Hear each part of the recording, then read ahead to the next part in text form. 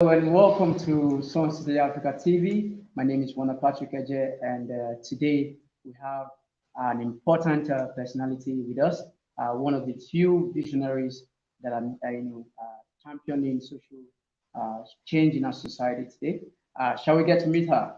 Hello, good afternoon. Hello, good afternoon. Yeah, thank you very much for making our time You're to talk welcome. with Sons of the Africa. Please tell us your name and just a bit about your educational and professional background.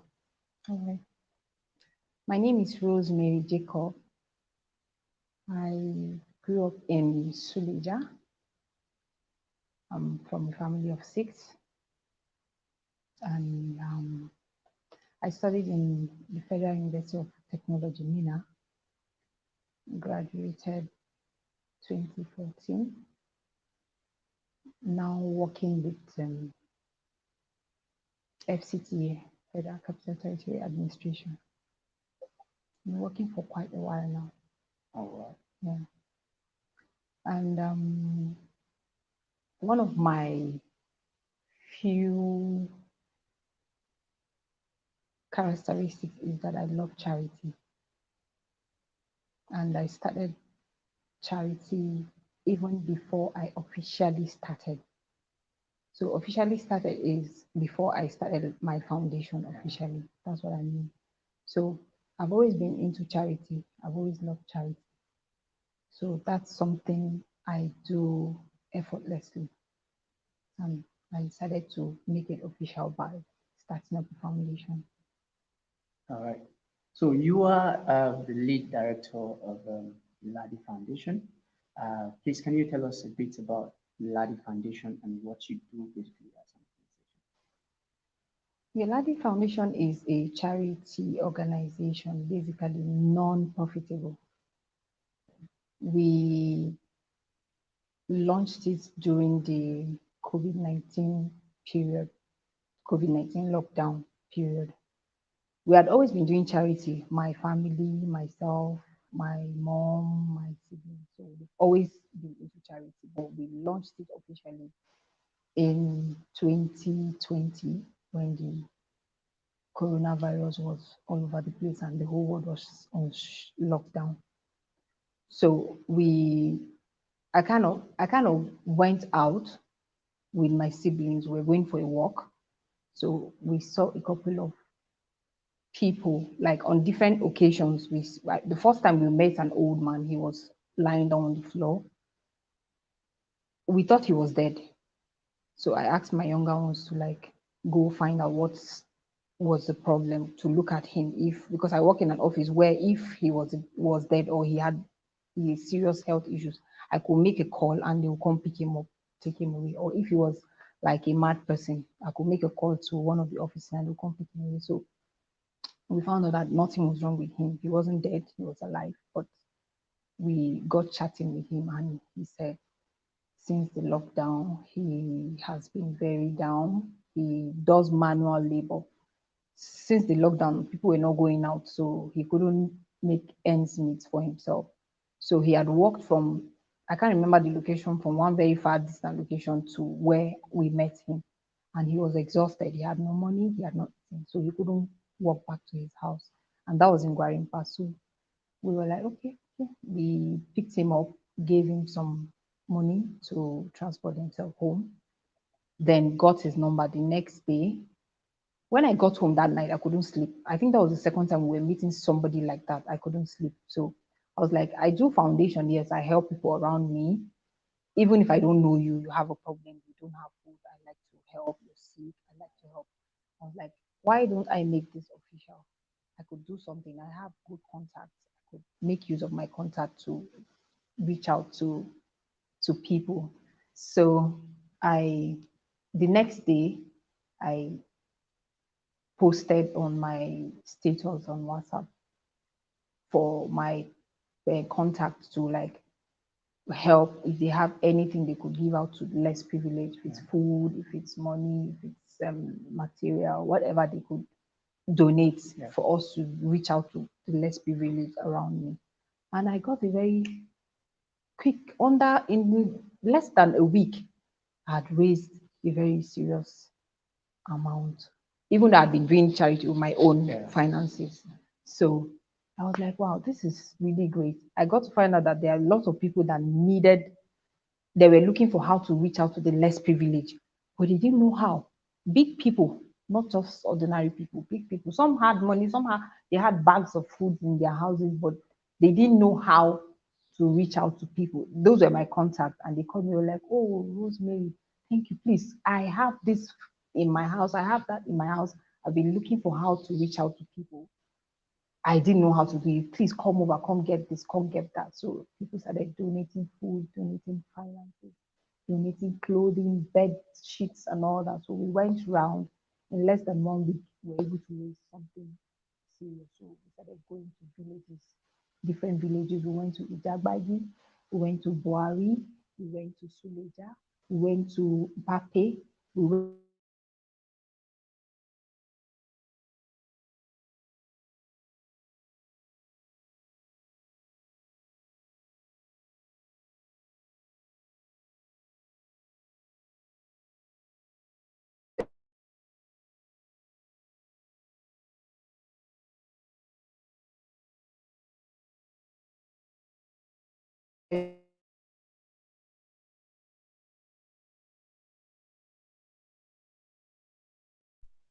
we started to register the foundation. And a lot of people came on board. On my board of directors, I have my contacts, big people who are like board of directors in the foundation. So we decided to register the foundation, and that was how it officially started. And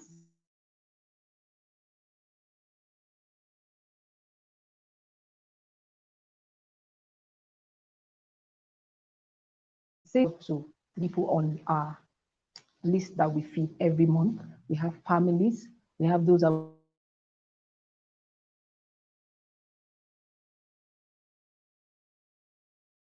we school fees for. So we have a lot of things. All right.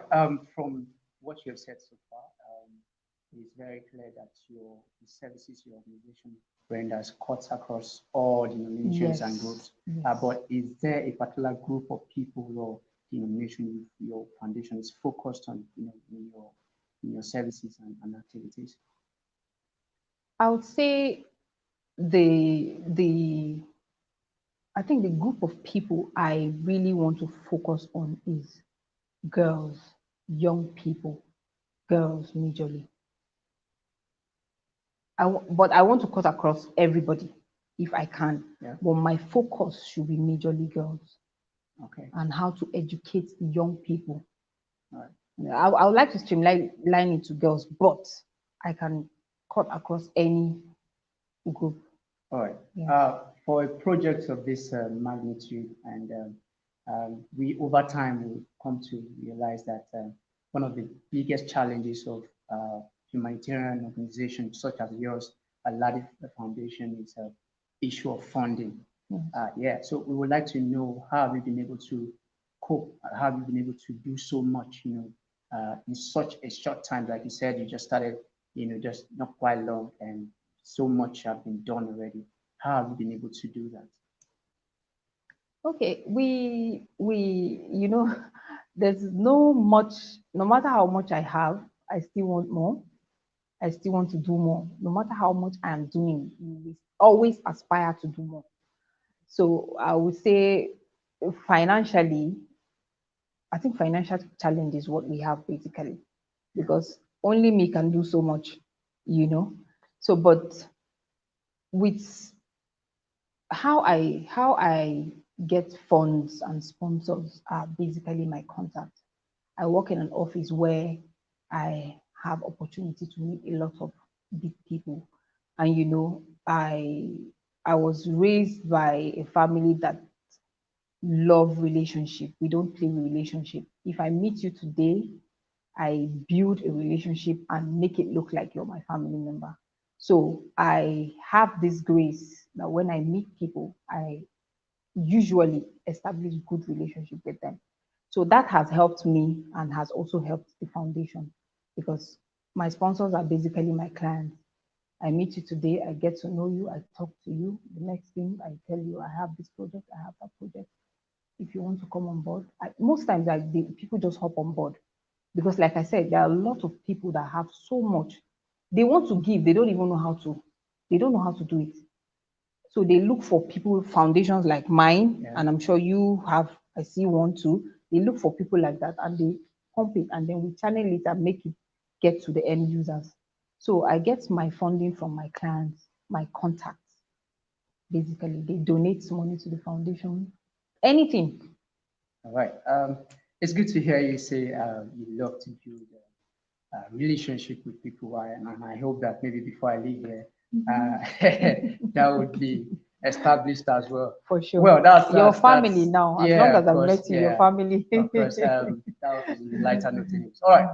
Now, another thing, you know, as a person whom you have dedicated herself and time, and of course other of your colleagues and directors, you as active players in humanitarian services, you know better the plights of the less privileged in the society, what they go through on a daily basis, and you know better than anyone who's just watching and just passing.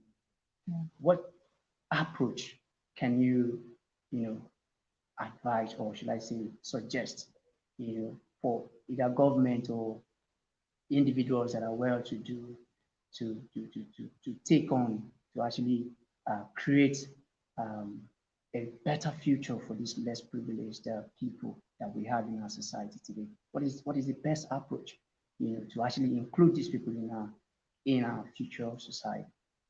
Hmm. It's a lot of work.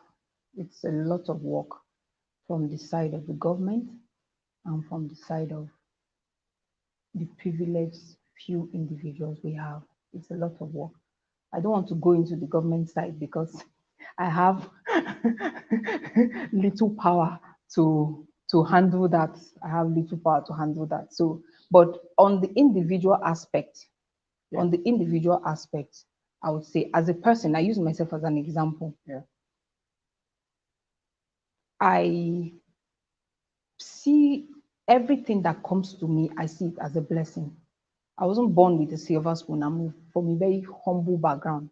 The last Paco, you know what they say, Ajekpako? That's where I'm from. I am one. So growing up from that kind of a family and from that kind of background helped me to be appreciative of the little things that come to me. Yeah. For example, where I work, if I walk into the office and I do a job and I get 5,000, I don't see that 5,000 totally as mine. Why? I'm not from a privileged family. I'm not from a privileged background, I'm from a poor background. So whoever brought that job to me, I believe God sent that person to give me that job and for me to make that money. So I see that God remembered me by giving me this job to make this money. So I'll also remember those that are less around me. So if I make 5,000, immediately my secretary is here, she's secretary of the foundation. If we make 5,000, 3,000 is for me, 2,000 goes to anybody that I feel I want to also be a blessing to. In the office, I'll just look for whoever. The person did not plan. Of course, he didn't plan. He didn't know I was going to bless him today. You take, you take, you take. That's how I've been. So if all individuals that are privileged can see things in the way I see things, I believe we'll be able to make a very strong impact. I can't sleep in my house with a lot of money when my neighbor is suffering. No. Whatever I make, there's a certain percentage that goes to the less privileged around me. That is how I've seen life. Because all fingers are not equal. Some just have it all. Like me now, some people see me and feel, oh, I have it all. I know I have my challenges, but I know there are people that are more privileged than I am. Yeah. I've seen people that right from when they were born, no struggles, school, at the end of the day, perfect job with big fast salaries waiting for them, other opportunities. But me, I have to work hard to prove myself to get to where I am. And I don't believe that some people believe because they have suffered, any other person around them should suffer. I don't believe in that. If I have suffered, I should be able to make things better so that the next person after me won't have to go through the pain I went through. Things should be better for that person. So when I make stuff, I extend my hand. When I make money, I said, if I do a job, I make 1 million right now. She's here. She's my witness. I bring out a list. Mine is maybe 800. Remaining 200 envelope. I look for those that are sick, someone that needs his school fees to be paid, someone that has one challenge or the other. I just spread it out, and that's how I do my charity. So if we all, some people they have so much, but they don't even care. If you're dying, they don't care. Their neighbor is dying, they don't care. And it doesn't work that way. And some people will say, you're lazy, go and work. I've seen people who work hard, still nothing comes for them. So you can't say this one needs help, he's lazy. Why? There's something called grace. Some people have it and some people don't. So if you're blessed, the best way I feel I can enjoy my blessings is by sharing it, by meeting someone's need. That's how it's. All right, amazing, isn't it? Lastly, Miss Mary. Lastly, we just want to, uh, you know, you have been nominated uh, in this year's Sun City Africa uh, Leadership and Philanthropy Awards. How does that make you feel? Getting to know that you are already getting noticed with your the good works that you're doing. I was actually surprised when I got the message from the founders of the award. I was surprised. I was like, really? Like, really? At first, I thought it was one of those people. So I just checked because he sent me the links and all that. So I went to their page. I checked. If you notice, it took time before I replied. So I had to like do my research. It's a non-profit organization, so I wouldn't want someone to come around. I'm not doing this for any recognition. If people that know me, they know I don't care about recognition. I like to be, like I call myself, I like to be behind scenes. I like to make things happen for other people, but I want to be behind the scene. I don't like paparazzi. I don't like noise. That's me for you. And so when I saw it, I was like, okay, let me just find out if they are for real, fine. If not, like I've been doing this thing for years. I'm not just doing it because I want someone to put me on the front cover or no. So I was surprised, but when I spoke with him, and he said he has been following up. I even noticed they are following my foundation on Instagram and on Facebook. So I was like, okay, so probably this is for real. So I really appreciate it. It's a big honor to have the nomination. It's a big honor. All right. Thank you very much, Ms. Rosemary, for this wonderful time. We've gotten to know you and to learn even more. And you have actually also added, fire to what we are doing as a media house and as well as individual. Knowing that someone like you is giving her all to making lives better for others. So thank you very much for making our time to talk with us today. God bless you. You're welcome.